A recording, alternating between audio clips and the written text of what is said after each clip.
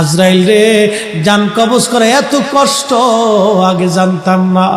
আজরাইল, আমাকে একটু আসানের সাথে তুমি জান কবজ করো।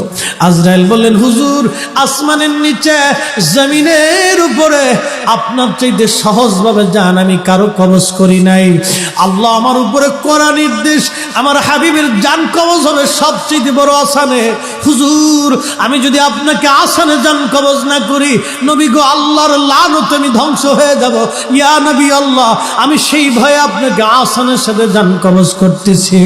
হুজুর গো, আপনি নবীর আগে এবং পরে এত আসানে কারো জান কবজ হয় নাই, হবে না। আল্লাহর নবী ডেকে বলে, আজরাইল, জান কবজ এত কঠিন, এত কঠিন, আমার কাছে কষ্ট হয়।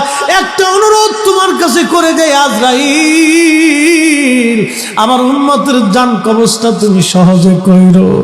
আমার উম্মত গুনাহগার, আমার উম্মত পাপী, আমার উম্মত গুনাহগার, আমার উম্মতের জানটা তুমি আসানের সাথে কইরো।